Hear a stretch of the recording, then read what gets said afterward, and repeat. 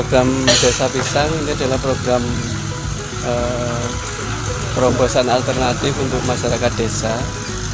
Jadi harapannya selain dari tanaman utama yang berupa padi ataupun jagung, itu petani punya alternatif tanaman yang bisa ditanam di pekarangan-pekarangan, terutama yang tidak dimanfaatkan.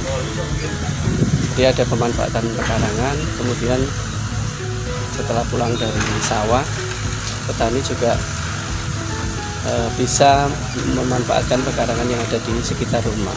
Di tahun pertama kita menjalankan program ini itu secara mandiri, kita membagikan sekitar waktu itu sekitar 1.400 bibit pisang Raja Bulu yang memang kita kembangkan. Jadi itu adalah embrio daripada Desa Pisang sendiri. Kemudian berikutnya kita sudah mulai merambah ke desa-desa lain di kecamatan lain selain di Kecamatan Bayan. Kita juga sudah sampai ke Kecamatan Bruno, Purwodadi, Ngombol, Banyurit, dan kecamatan-kecamatan lain. Harapannya dari sisi pemasaran kami bisa memperoleh volume supply yang bisa kita manfaatkan untuk bisa masuk ke industri-industri, baik itu roti ataupun kios buah. Gitu. Dari sisi petani, harapannya kita bisa menjadi jembatan, kemudian kita benar-benar bisa memangkas jalur distribusi.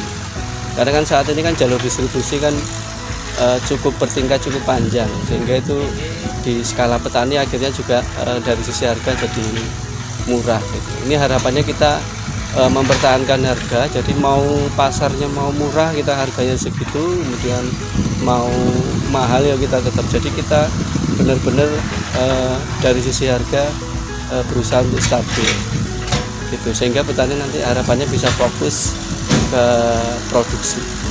Jadi keuntungannya yang pertama dari sisi bibit, kami memang menggunakan bibit itu dari kebun kami sendiri.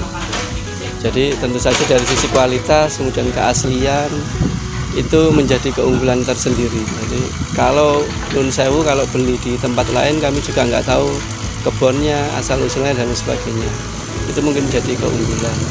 Kemudian yang berikutnya, setelah teman-teman petani membeli bibit dari kami, itu ada konsultasi gratis. Jadi sepanjang merawat tanaman pisang sampai dengan panen itu masih bisa terus komunikasi dengan kami. Gitu. Harapannya ada kendala ataupun ada kemajuan apapun itu bisa kami berikan solusi sampai dengan panen. Gitu. Keunggulan kenapa kita membudidayakan jenis pisang Raja Bulu itu yang pertama tentu saja dari penerimaan pasar. Jadi penerimaan pasar itu untuk pisang Raja Bulu itu lebih luas. Jadi salah satunya misalnya ke industri roti ataupun di supermarket juga menerima. Kemudian juga untuk misalnya untuk keperluan manten dan sebagainya, untuk hajatan, itu pisang Raja Bulu diterima di semua kalangan. Itu sehingga dari pasar yang luas itu kemudian bisa kita kembangkan di petani-petani untuk bisa memproduksi pisang Raja Bulu itu. Gitu. Jadi jangan sampai kita membudidayakan pisang yang sifatnya hanya hobi gitu ya. Kalau yang untuk hobi sih nggak apa-apa, kita juga nyediain bibitnya.